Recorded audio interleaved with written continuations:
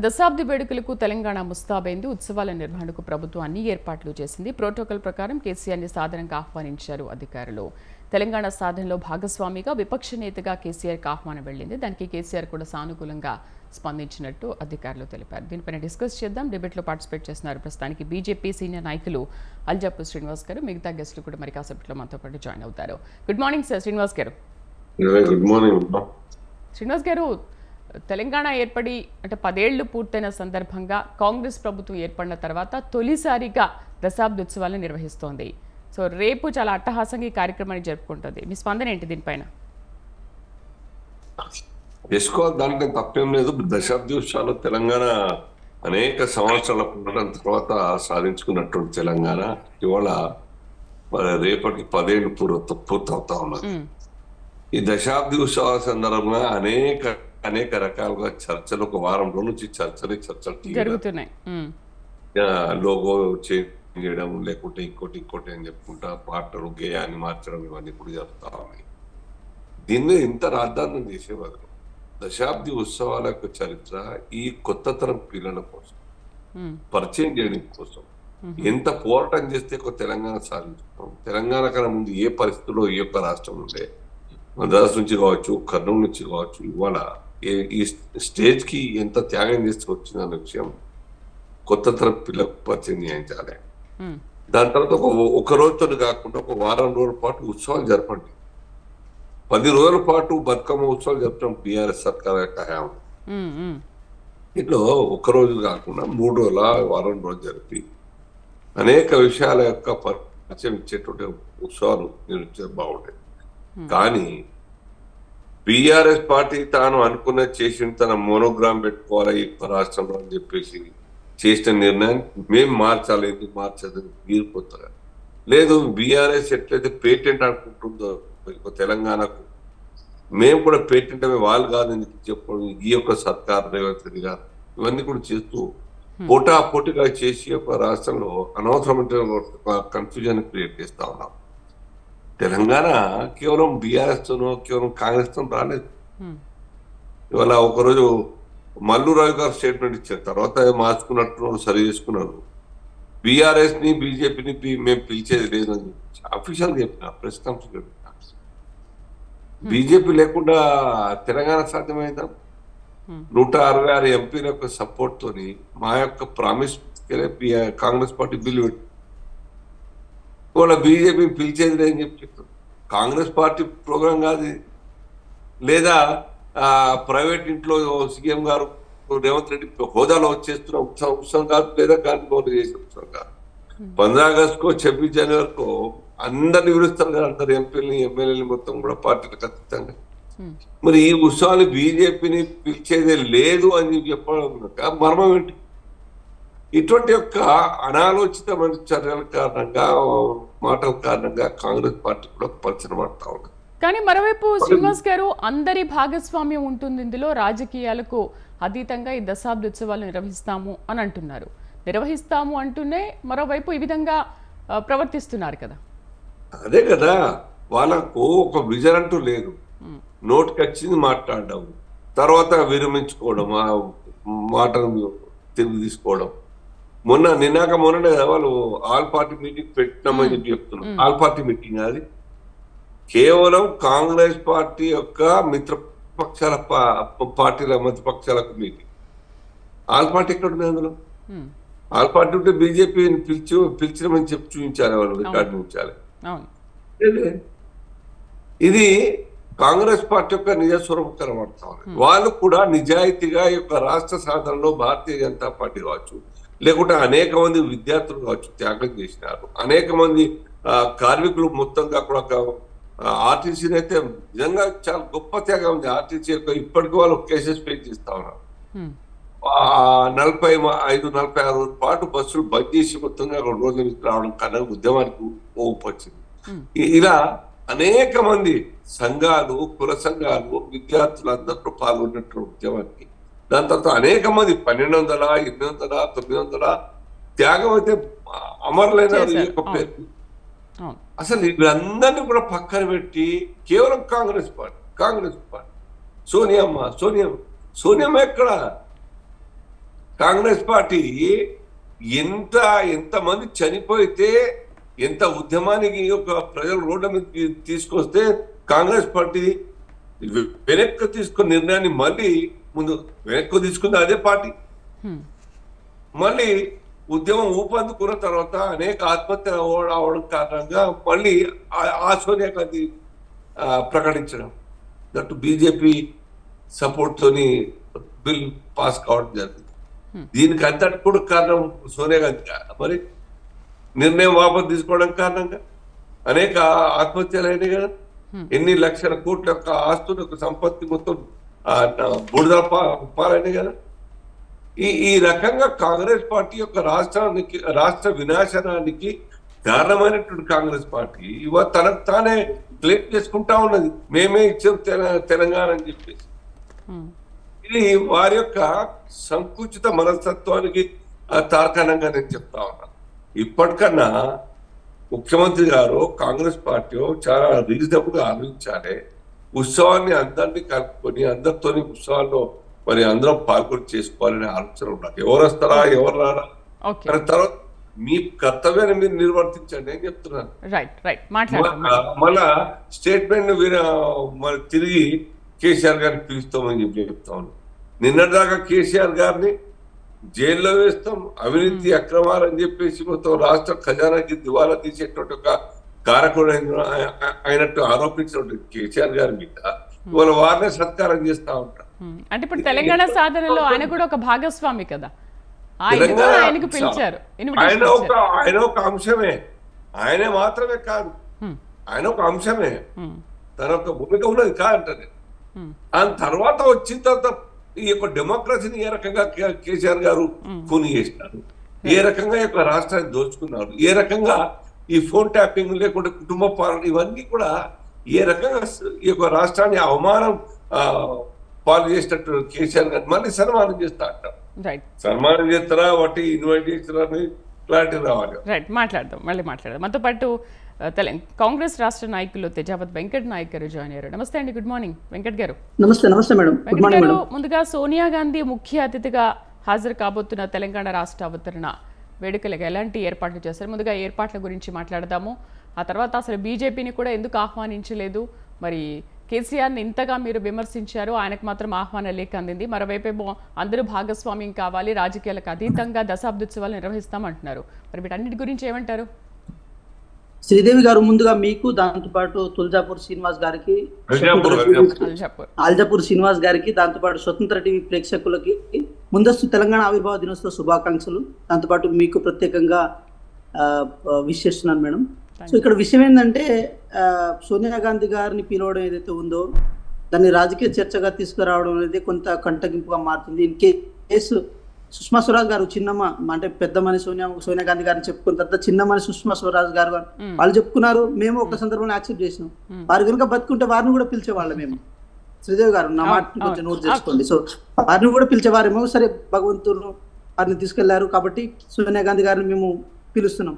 ఇక్కడ ఇంకో విషయం ఏంటంటే, ఈరోజు కేసీఆర్ గారిని పిలుస్తున్నాం అని చెప్పి కొంచెం చర్చ నడుస్తుంది మేడం. మేము అందరినీ పిలుస్తున్నాం, కానీ కేసీఆర్ గారిని పిలవడాన్ని చర్చకు తీసుకొస్తున్నది అటు మీడియా కానీ, లేకపోతే ఈ ప్రింట్ అండ్ ఎలక్ట్రానిక్ మీడియా ఆ విషయం మీద ఎక్కువ చర్చ తీసుకురావడం వల్ల అది మాత్రమే కనబడుతుంది. ఇప్పుడు మీరు అడగండి, అల్జాపూర్ శ్రీనివాస్ గారిని అడగండి, కిషన్ రెడ్డి గారికి ఆహ్వానం ఉందా లేదా, లేకపోతే బీజేపీ సంబంధించిన 8 మంది ఎమ్మెల్యేలకు ఆహ్వానం ఉందా లేదా, బీజేపీ సీనియర్ నాయకులకు కానీ, రాజ్యసభ మెంబర్లకు కానీ, ఎంపీలకు కానీ ఆహ్వానం ఉందా లేదా, అందరికి ఆహ్వానం అందింది కాబట్టి చర్చకు వచ్చింది అంతే.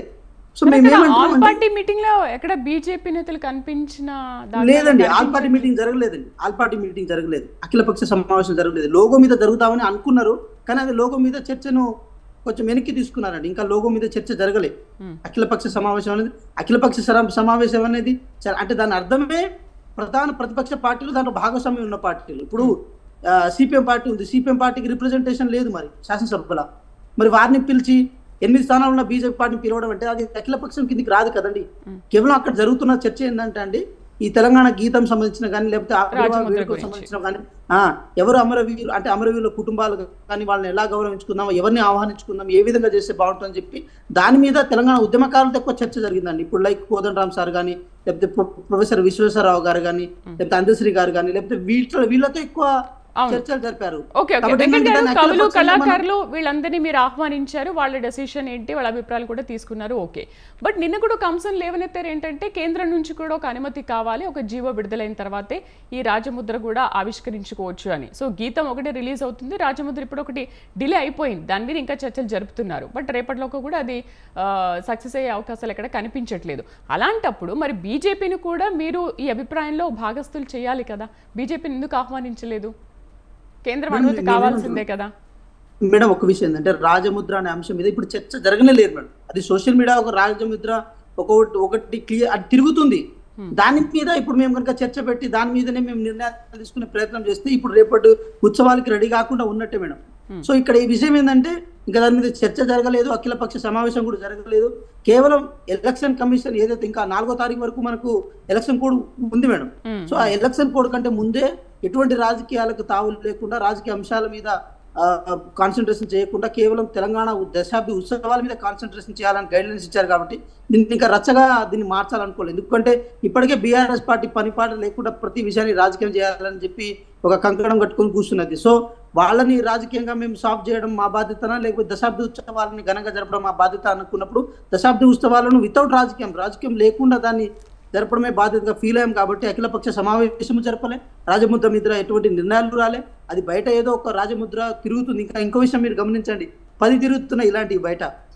కొన్ని మారుస్తున్నారు, కొన్ని ఇది చేస్తున్నారు, ఎవరికి నచ్చినట్టు వాళ్ళు ఎడిట్ చేసుకుంటారు. లోగో కూడా ఫైనలైజ్ కాలేదంటారా వెంకట్ గారు? ఆ లోగో ఒకటి చక్కర్లు కొడుతోంది కదా, ఆ లోగో ఫైనలైజ్ అయితే దాని మీదే మనం చర్చ పెట్టుకునే వాళ్ళం. ఒక 4-5 సార్లు దాని మీదే చర్చ జరుపుకునే వాళ్ళం కదా మేడం. సో ఫైనలైజ్ కాలేదు కాబట్టి దాని మీద మనం చర్చకు పోర్తలేము. అయినా సరే మేము ఏమంటున్నాం అంటే, సరే ఏ చర్చ జరిగినా కూడా అఖిలపక్షం అనేది ఇప్పుడు బీఆర్ఎస్ పార్టీ ఇంతవరకు అఖిలపక్ష సమావేశం గత 10 సంవత్సరాల కాలంలో ఎక్కువ పెట్టినట్టు లేదు మేడం. కానీ కాంగ్రెస్ పార్టీ విషయానికి వచ్చినప్పుడు ఇప్పుడు మీరు ఒకటి గమనించారా మేడం, ఫామ్ హౌస్ లోనో లేకపోతే ప్రగతి భవన్ లో 4 గోడల మధ్య కాళ్ళ మీద కాలేసుకుని కేసీఆర్ గారు ఏ నిర్ణయమైనా తీసుకునేటోళ్ళు. కానీ ఇక్కడ వచ్చిన తర్వాత గౌరవ ముఖ్యమంత్రి గారు రేవంత్ రెడ్డి గారే చుక్క రామయ్య గారి దగ్గరికి వెళ్ళడం, లేకపోతే సంగీతం విషయంలో అందరినీ కలుపుకొని కూర్చోవడం, ఉద్యమకారులతో మాట్లాడడం, ఇలాంటి ఒక చర్చ, ఇలాంటి చర్య జరిగిందంటే మార్పు దిశగా తెలంగాణ పోయింది. రాచరికాన్ని నొక్కి మళ్ళీ ప్రజాస్వామ్యం వైపు తెలంగాణ వచ్చిందని చెప్పి మనం కంక్లూజన్కు రావచ్చు. సో మేము ఏమంటున్నాం అంటే, ఎట్టి పరిస్థితుల్లో దశాబ్ది ఉత్సవాలనే అంశాల మీద రాజకీయాల కంటే ఈ తెలంగాణ సాంస్కృతిక, ఈ తెలంగాణ సాంప్రదాయ, ఈ తెలంగాణ ఉద్యమ చైతన్య ఈ రూపాలని మాట్లాడుకుంటేనే బాగుంటుందని చెప్పి ఒక చిన్నవాడిగా నేను అనుకుంటున్నాను మేడం. ఈ విషయంలో కూడా ఆ విషయాలపైనే మేము మాట్లాడాలనుకుంటాం. ఎట్టి పరిస్థితుల్లో రాజకీయాలకు తావివ్వాలనుకుంటలేము. సో రేపటి ఉత్సవానికి సంబంధించింది శ్రీనివాస్ గారు కూడా చాలా క్లియర్గా చెప్పారు. ఏంటంటే ఎవరిని పిలుస్తున్నారు, ఎవరిని పిలవరైనా అనే విషయం వాళ్ళు చెప్పుకుంటూ వచ్చారు కదా. సో మేమేమంటున్నాం, సార్ మీరు చెప్పారు, మేము కాదని అంటలేము. కానీ కాంగ్రెస్ పార్టీగా కూడా పార్టీలకు అతీతంగా దాంతోపాటు కొన్ని ప్రజా సంఘాలకు అతీతంగా అందరినీ కలుపుకొని చేసే ఒక ఉత్సవం సార్. ఇది మన పండుగ, మన తెలంగాణ రాష్ట్ర పండుగ. మన పండుగని మనమే దీంట్లో ఇన్వాల్వ్ అయ్యి చేయాల్సి ఉంటుంది. దాన్ని రాజకీయంగా చూడాల్సిన అవసరం లేదు సార్. శ్రీనివాస్ గారు, ఏంటి మీకు ఇన్విటేషన్ అందలేదంటారా? వెంకట్ గారేమో అందరికి ఇచ్చారు అని అంటున్నారు. మొన్న జరిగినట్టు సమావేశం అయితే బీజేపీకి ఇన్విటేషన్ లేదు. అవును, జరగలేదు సార్. అఖిలపక్ష సమావేశం జరగలేదు సార్ అఫీషియల్ గా. వాళ్ళు మొదలు చెప్పిందంటే అందరినీ పిలుస్తున్నాం మీటింగ్ కు, అందరిని కలుపుకొని విచారణ చేస్తున్నాం చెప్పాను. కానీ ఆ సమావేశాలతో బీజేపీ పిలవలేదు. ఆ బీజేపీ మా ప్రాతినిధ్యం లేదు.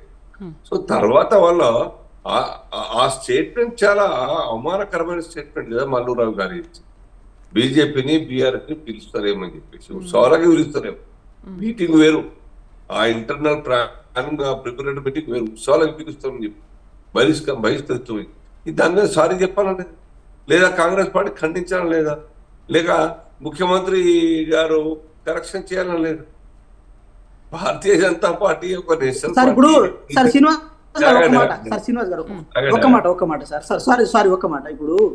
మల్లు రవి గారు నిన్న ప్రెస్ మీట్ పెట్టారు, నిన్న మధ్యాహ్నం ప్రెస్ మీట్ పెట్టారు. నిన్న మధ్యాహ్నం ప్రెస్ మీట్ పెట్టకంటే ముందే ప్రతి ఒక్కరికి ఆహ్వాన పత్రికలు తయారైనాయి, ప్రతి వాళ్ళ ఇంటికి ఆల్రెడీ వెళ్ళిపోయినాయి. మల్లు రవి గారు చెప్పింది కేవలం అఖిల పక్షం సంబంధించిన ఏదైతే ప్రిపరేటరీ మీటింగ్ ఉందో దానికి పిలవమని చెప్పారేమో కానీ అఫీషియల్ ప్రోగ్రామ్ కి మాత్రం పిలవమని అయితే చెప్పలేదండి. నిన్న ప్రెస్ మీట్ లో మేము కూడా ఉండే. సో మీరు ఒకసారి కరెక్షన్ చేసుకోండి. నేను కరెక్షన్ చేసుకోండి, నేను పేపర్లో చదివాను, చాలా క్లియర్ గా ఉంది స్టేట్మెంట్. బీజేపీ ఈ ఉత్సవాలకు బీజేపీ బీఆర్ఎస్ పిలుస్తారేమో అని చెప్పినారు. దాన్ని కరెక్షన్ చేసుకోవాలి, దాన్ని రిపీట్ అవుతూ మాట్లాడితే చాలా సంతోషం. కానీ ఇటువంటి యొక్క ఒంటెద్దు పోకళ్ళు కాంగ్రెస్ సర్కార్ చేయకూడదు.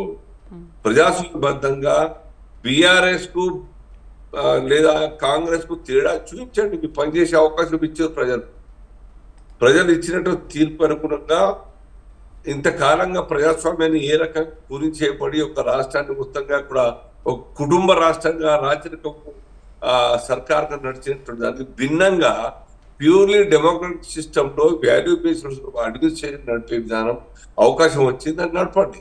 కానీ ఈ తొందరపాటు చర్యలు, అనాలోచిత మాటలు ఇవన్నీ చేసి సారీ చెప్పుకునే పరిస్థితి రావద్దు.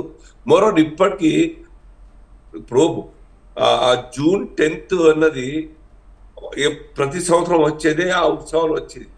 5-6 రోజుల కిందనే ప్లానింగ్ డిస్కషన్ ఎట్లా వస్తాయని మీరు అధికారులకు వచ్చి 6 నెలలు అయిపోయాయి. కనీసం 2 నెలల ముందు 3 నెలల ముందు జూన్ 2 నుంచి ఏం చేద్దాం ప్లానింగ్ ఉండాలి. ఈ రాష్ట్రంలోని ప్రజలకు అందరికి ఒక పండుగ అవుతాం దశాబ్ది ప్రతి సంవత్సరం వస్తాయి 15 ఆగస్టు 26 జనవరి దశాబ్ది ఉత్సవాల సందర్భంగా కాంగ్రెస్ పార్టీకి అవకాశం వచ్చింది. బీఆర్ఎస్ మొత్తంగా రాచరిక పాలన నుంచి విముక్తి పొందిన ఒక ఉద్దేశం ప్రజల ముందర పెట్టే అవకాశం వచ్చేది. ఒక విజన్ వైట్ పేపర్ రిలీజ్ చేసే అవకాశం ఉండే మేము ఇది చేయబోతున్నాం. ఇది 10 సంవత్సరాల కాలం పాటు ఏ రకంగా ఈ యొక్క రాష్ట్రం దోచుకపోయింది, నష్టపోయింది, అంతకుముందు ఏం జరిగింది, ఇప్పుడు ప్యూర్లీ సిస్టమేటిక్ యొక్క దేశాన్ని డెమోక్రటిక్ వాల్యూ నడిపేస్తున్నాం. ఇది మా వైట్ పేపర్ రిలీజ్ చేస్తున్న విజన్ మీరు పెట్టి ఉండాల్సి పెట్టడానికి టైం కావాలి. మార్నింగ్ నుంచి ఈవినింగ్ వరకు కార్యక్రమాలైతే నిర్వహిస్తున్నారు. అమరవీరుల స్తూపం దగ్గర నివాళుల దగ్గర నుంచి బాణాసంచా వరకు.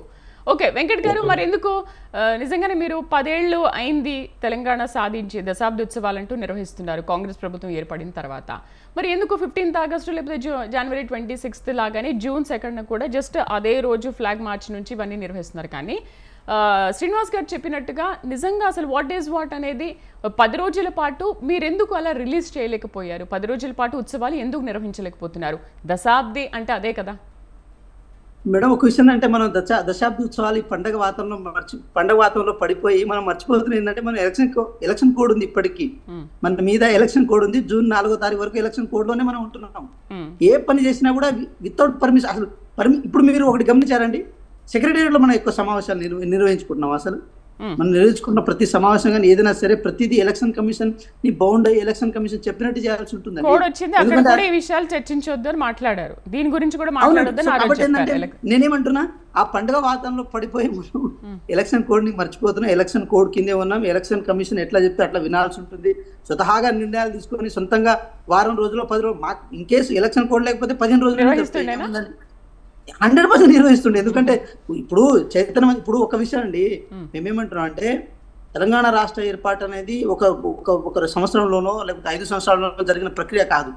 దాదాపు ఒక 60 సంవత్సరాల వరకు ఈ తెలంగాణ రాష్ట్రం కోసం కొట్లాడి పోరాడిన వాళ్ళని మళ్ళీ గుర్తు తెచ్చుకోవడం, వాళ్ళని మళ్ళీ లైమ్లైట్లోకి తీసుకురావడం, ఎట్ ద సేమ్ టైం వాళ్ళని అంటే మళ్ళీ ఈ చైతన్యం ఇప్పుడు ఇందాక శ్రీనివాస్ గారు చెప్పినట్టు నెక్స్ట్ తరాల వాళ్ళకు ఈ తెలంగాణ యొక్క ఒక నేపథ్యం కానీ తెలంగాణ పోరాట పటిమను కానీ నెక్స్ట్ తరాల వాళ్ళకి ఇవ్వాలంటే 10 రోజులు 15 రోజులు కూడా జరపడానికి ఒక మంచి సాంప్రదాయం అనుకోవచ్చు. బట్ ఏంటంటే మనకు రెస్ట్రిక్షన్స్ ఉన్నాయి కాబట్టి ఆ రెస్ట్రిక్షన్ బేస్ చేసుకుని చేయాల్సి వస్తుంది. ఇన్ కేసు నెక్స్ట్ ఇయర్ ఇదే కనుక నెక్స్ట్ ఎలక్షన్ కోడ్ లేకపోవచ్చు కాబట్టి నెక్స్ట్ ఇయర్ ఇంకా బాగా ఘనంగా చేయడానికి సరే పరిస్థితులు అనుకూలించవచ్చు సెకండరీ. కానీ ఒక మాట మాత్రం వాస్తవం అండి, మాత్రం వాళ్ళకి ఇప్పుడు సరే నేను వయసులో చిన్నుండే మేము కానీ సరే మేము పరోక్షంగా పాక్షికంగా కొంత తెలంగాణ ఉద్యమంలో పాల్గొంటున్నాం. ఇప్పుడు నెక్స్ట్ మాత్రం వాళ్ళకి తెలంగాణ ఉద్యమం నేపథ్యం తెలియాలంటే మనం ఎట్లయితే స్వతంత్ర దినోత్సవ వేడుకలు ఎంత ఘనంగా జరుపుకుంటాం అదేవిధంగా తెలంగాణ ఏర్పాటు కూడా అంతే, ఆ డేట్ను కూడా అంతే ఘనంగా జరుపుకుంటే మాత్రం నెక్స్ట్ తరం వాళ్ళకి ఒక పోరాట పట్టి మనం అందించవచ్చు అని చెప్పి అయితే అనుకోవచ్చండి. శ్రీనివాస్ గారు దీనికి ఆన్సర్ దొరికింది. మరి కోడ్ అమల్లో ఉన్నందునే మేము ఉత్సవాలు నిర్వహించలేకపోతున్నాము అని క్లియరా? శ్రీదేవి గారు సెకండ్ కోసం పర్మిషన్ తీసుకున్నారు, ప్రత్యేక అనుమతి తీసుకున్నారు ప్రభుత్వం.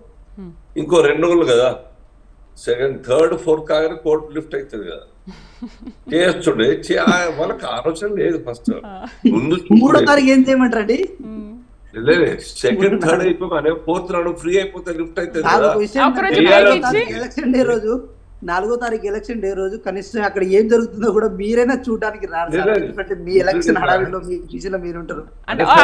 బ్రేక్ ఇచ్చి మిగతా రోజులు జరపాల్సిందని అంటున్నారు. అట్లా అది లేదు, అది అసలు ఆలోచన లేదు, ముందు లేని కారణంగా అంత హడావిడి చేస్తా ఉన్నారు. అయిపోయింది. కానీ ఈ మైండ్ సెట్ ఆ సర్కారు చేసిన నిర్ణయం మార్చుకోవడం, మేము మా మార్పు మేము పెట్టుకుంటాం, మీరు ఎవ్వరు కూడా పేటెంట్ రైట్లు మీకు లేవు వాస్తవంగా. బీజేపీ పేటెంట్ రైట్ గుర్తుపెట్టుకోండి. ఇవన్నీ కూడా ప్రజల దీని శ్రేయస్సు అంతా కూడా ప్రజలకు అందరికి పోవాలి, ఉద్యమకాలకు అందరికి పోవాలి, ప్రాణత్యాగం చేసిన అందరికి పోవాలి. అంతే తప్ప ఓన్లీ కాంగ్రెస్ అని చెప్పు, ఓన్లీ సోనియా గాంధీ చెప్పుకోవడం ఇది చాలా ఇబ్బందికరంగా రాష్ట్రానికి ఉన్నది, ప్రజలకు ఉన్నది. అందరు ఫీల్ అవుతా ఉంటారు. సోనియా గాంధీ ఒకరు మాత్రమే కాదు, సోనియా గాంధీ గారు.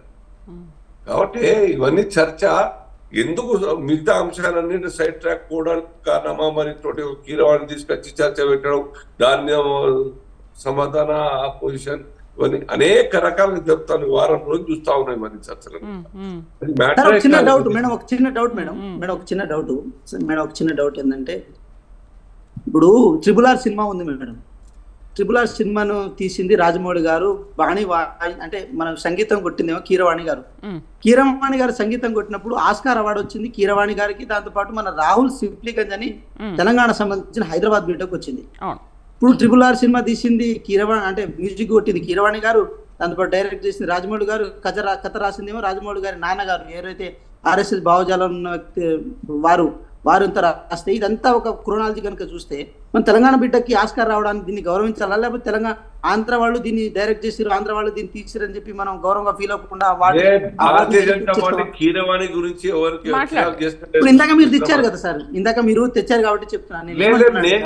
నేను తేవట్లేదు, బీఆర్ఎస్ దాన్ని అవకాశంగా తీసుకునే. బీజేపీ కీరవాణి గారి గురించి లేదు. బీఆర్ఎస్ రోడ్ల మీద ధర్నా చేస్తా ఉన్నది. మళ్ళీ ఆ ప్రజల యొక్క విశ్వాసం కోల్పోయినటువంటి దరిమిలా ఇవాళ ఇటువంటి అంశాన్ని పట్టుకుని మళ్ళా రోడ్ల మీదకి వచ్చి ఉద్యమం, తెలంగాణ సెంటిమెంట్ అని ఆ యొక్క పార్టీ ముందుకు పోయి ప్రజలకు కూడగట్టే ప్రయత్నం చేస్తా ఉన్నాయి. అసలు రాష్ట్రాన్ని బర్బాద్ చేసిందే బీఆర్ఎస్ పార్టీ. రాష్ట్రం అప్పుల కుప్పగా తయారు చేసే బీఆర్ఎస్ పార్టీ. మొత్తం ప్రజాస్వామ్యం అంటేనే అర్థం లేకుండా రాజరిక పరిపాలన సాగించిందే బీఆర్ఎస్ పార్టీ. ఇవాళ ఎమ్మెల్యేలు, ఎంపీలు, మాజీ అంతా కూడా బయటకు వచ్చి మాట్లాడుతున్నది. ఇంతకాలంగా మేము గొంతు నొక్కేసిరు, ఇప్పుడు ఫ్రీ అయినా మేము మాట్లాడుతున్నాం చెప్పి. కానీ బీఆర్ఎస్ వాళ్ళ వాదన అలా లేదు కదా శ్రీనివాస్ గారు. చావు నోట్లో తలపెట్టి తెలంగాణ సాధించింది తెలంగాణ సాధకుడు కేసీఆర్ అని చెప్పేసి బీఆర్ఎస్ వర్గాలు పదే ఆ విషయాన్ని ప్రస్తావిస్తూనే ఉన్నాయి కదా. ఆ చావు నోట్లో ఏమైందో చూస్తాం, ఆ దవాఖానలో ఏం సర్వత అయిందో చూస్తాం అనేవన్నీ కూడా తెలుసు. అయినా సరే పోన్లే అని చెప్పేసి ప్రజలకు క్షమాగుణం ఉంటుంది, గుర్తుపెట్టుకోండి. భారతీయులు జనరల్ గా మనుషులకు క్షమాగుణం తొందరగా మర్చిపోతాం మనం, తప్పుని సరే పోన్లే అని చెప్తాం. సో అదే జరిగింది తెలంగాణలో కూడా. ఆ కళ్ళ ముందర చూసి చెప్పిన వాళ్ళు ఉన్నారు, పక్కకుండి తాగిపించిన ఉన్నారు. ఆ రోజు షర్బత్ తాగి ఉద్యమం రాగానే, ఉస్మానియా బయటికి రాగానే మొత్తం యూత్ అంతా కూడా పెట్టారు, మళ్ళీ యాక్సిడెంట్స్ గా కొనసాగించినారు. వారికి త్యాగం కాదు, గొప్ప త్యాగం ఇక ప్రజలది. రైతులు, శ్రీదేవి గారు, వేల మంది రైతులు మా యొక్క ప్రాంతాల్లో రోడ్ల మీదకి వచ్చి ధర్నాలు చేస్తున్నారు. కార్మికులు, ఆర్టిస్ట్ కార్మికులు, విద్యార్థులు ఎగ్జామ్స్ పోగొట్టుకుంటారు. వాళ్ళకు జీవితాలు 1 year లాస్ అయిపోయింది. అవన్నీ కూడా పక్కన పోయినాయి. మొత్తం మేమేం చేసినాము, నేనే తెచ్చినా అని చెప్పి గొప్ప చెప్పుకోవడం వారు కేసీఆర్ గారు చేసి, సరే మీరు అందరిదున్నా నీదని చెప్పుకున్నా కానీ సహించని అనుకుందాం. వచ్చిన తర్వాత రాష్ట్రాన్ని ఏ రకంగా నష్టపెట్టినారు, ఎంత బర్బాద్ చేసినారు, ఎంత పోటీ యొక్క స్టేట్మెంట్ చూస్తే రాధాకిషన్ రావు కావచ్చు, ప్రణీత్ కావచ్చు, తిరుపతి కావచ్చు, భుజంగరావు కావచ్చు, ఎంత పరువు పోయేటువంటి పనులు, ఎంత యొక్క వ్యవస్థను ఎట్లా వాడుకున్నారు చూడండి. వాళ్ళ కోసం ఎన్ని రకాలుగా ఇబ్బంది పెట్టాలా, కాంగ్రెస్ కావచ్చు, బీజేపీని కావచ్చు. డబ్బులు ఎట్లా తీసుకెళ్తారు, పట్టుకోవాలి, ఎట్లా అరెస్ట్ చేయాలి, ఎట్లా ఎలక్షన్ ఓడించాలి, ఈ యొక్క పోలీస్ సమర్థం, ఈ రకంగా ఫోన్ ట్యాపింగ్ ఎంత పరువు పోయే పని. ఎవరైనా చేస్తారా ఇటువంటి పని? ఇటువంటి వ్యక్తికి మన దాని తర్వాత బిడ్డ ఘనకారం చూస్తాం, మద్యం యొక్క కుంభకోణం చూస్తున్నాం. దానికి లింక్ కేసీఆర్ అంతా తెలిసిన విషయం రాధాకృష్ణరావు చెప్తా ఉన్నాడు. ఇటువంటి వ్యక్తికి మళ్ళా సన్మానంతో, కళ్ళతో, మేమైతే పార్టిసిపేట్, నేను పర్సనల్గా రాను, కానీ ఆ టీవీలో కూడా ఆయన సన్మానం, ఆయన యొక్క భాషని చూడాలంటే ఆ డైరెక్ట్కి పవిత్రమైనటువంటి ఒక రోజు ఆ సెకండ్ ఆయన ముఖం చూడాలంటే ఆ రోజు వాళ్ళ గొప్పలు చెప్పుకోవడానికి ఎంత బాధేస్తుంది ఆడతారు. చాలా బాధేస్తుంది నాకైతే. బీజేపీ కూడా ఫీల్ అవుతున్నాయి. మేము నా పర్సనల్ గా కూడా చాలా బాధేస్తాను. అటువంటి వ్యక్తి ఇంత బర్బాద్ చేసి రాస్తానని చెప్పి ఇది ఆలోచించాలి. నేను పదే మాట్లాడుతున్నట్టే మీ టీవీల ద్వారా వినేవారు కూడా డిఫరెంట్ గా అర్థం చేసుకుంటారు. మా పార్టీ కూడా ఇదే ఫీలింగ్ లో ఉన్నది. రాష్ట్రాన్ని అధోగతి చేసినటువంటి ఒక అసలు ప్రజాస్వామ్యం అర్థం లేకుండా చేసినటువంటి పార్టీ లేదా నాయకుడు కేసీఆర్ గారు. కాబట్టి ఇటువంటి విషయాల్లో చాలా స్టబ్బన్గా ఉండాల్సిన కేసీఆర్ రేవంత్ రెడ్డి గారు నా అభిప్రాయం. వెంకట్ గారు, తెలంగాణ రాష్ట్ర ఆవిర్భావం కానీ ప్రస్థానంలో అసలు కేసీఆర్ ఆనవాళ్లు ఎక్కడా లేకుండా చేయడమే రేవంత్ రెడ్డి పక్కా స్కెచ్లో వెళ్తున్నారన్న చర్చ జరుగుతోంది.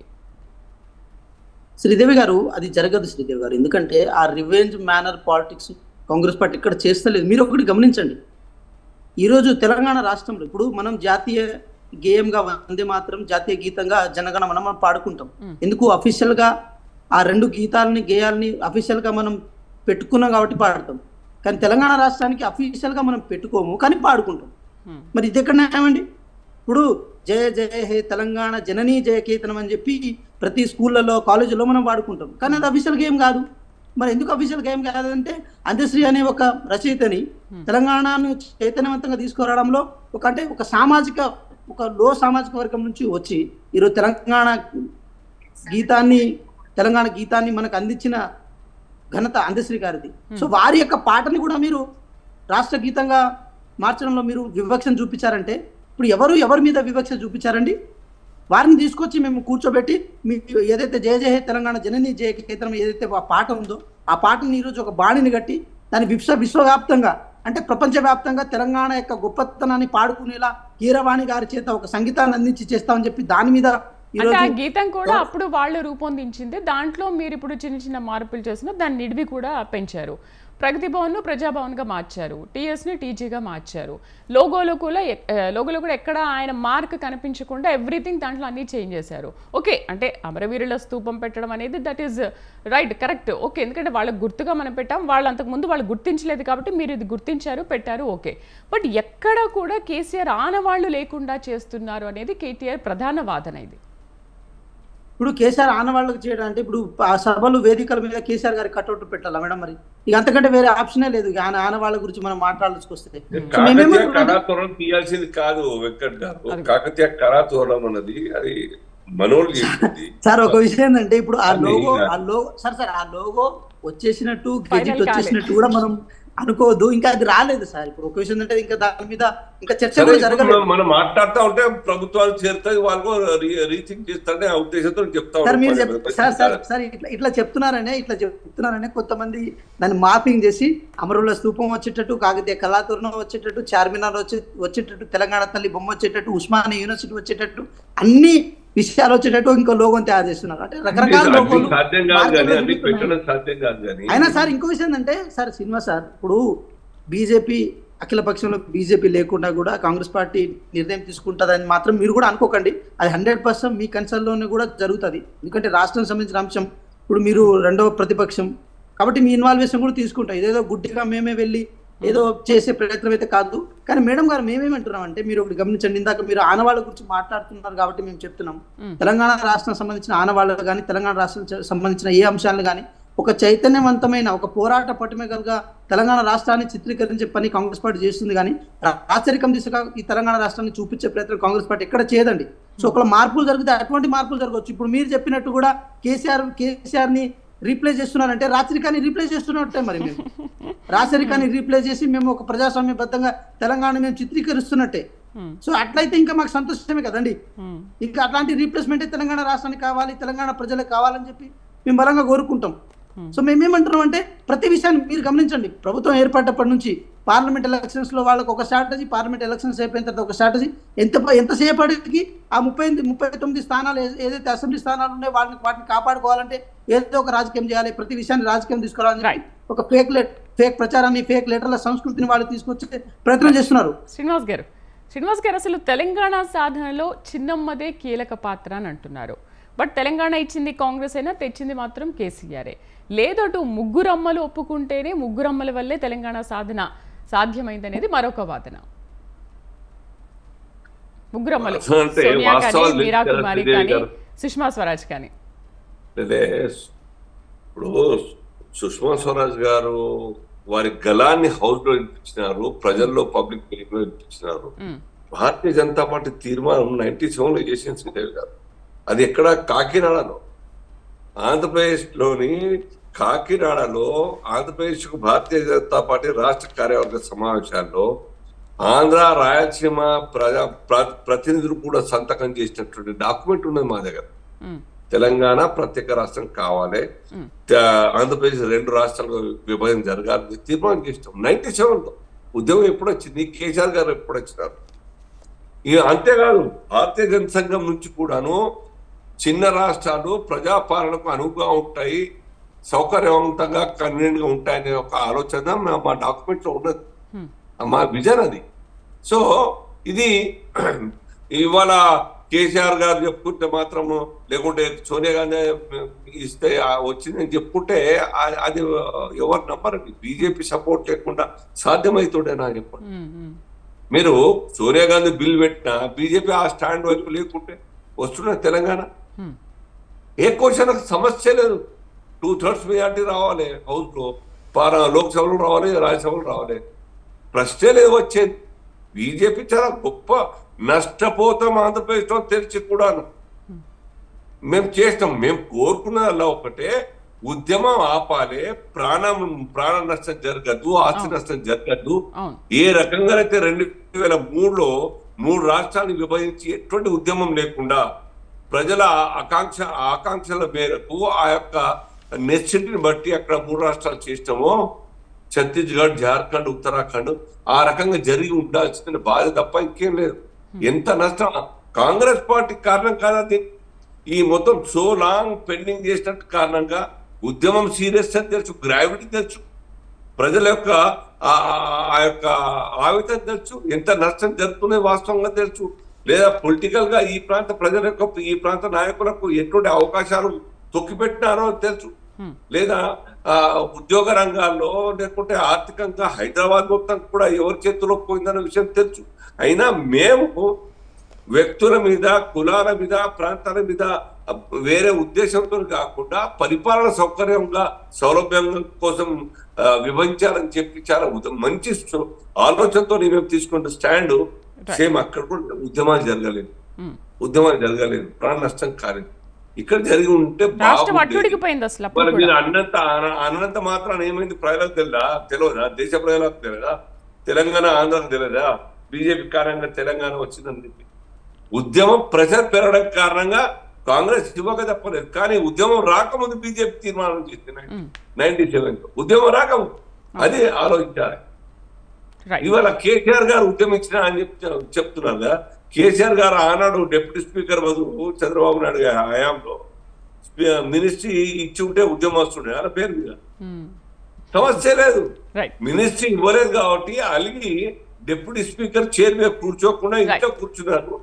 ఏదో మంత్రం చేసినారు, ఎవరో చెప్పినారు, ఏదో ఒక రకంగా మేము పవర్లకు రావాలి, దెబ్బ కొట్టాలి చంద్రబాబు, ఏం చేస్తే బాగుంటుంది ఉద్దేశంతో ఒక ఆలోచన దట్టింది. మన ఈ యొక్క ప్లాట్ఫామ్ తీసుకోవడం జరిగింది తప్ప తెలంగాణ ప్రజల మీద ప్రేమ ఉంటే, తెలంగాణ రాష్ట్రం మీద భక్తి ఉంటే, పవర్లకు వచ్చిన తర్వాత ఇంత అన్యాయంగా ఇంత రాష్ట్రాన్ని అధోగతి పాలు తీసి ఉంటారు.